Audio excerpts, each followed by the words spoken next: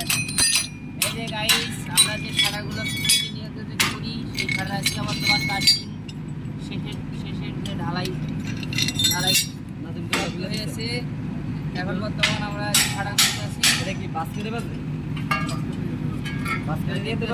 এটাই ছাড়া আমরা এটা সব তুলে দেবো। বর্তমান যে কাস্টিংটা বর্তমান ভালো হচ্ছে না খারাপ হচ্ছে আমরা এটা দেখার জন্য ঠিক আছে আমরা এগুলো কাজে করি। দুই ফাঁক দিয়ে পা দিয়ে বাস্কেটের দিকে টান গেল মামা ফুল মামা ফুল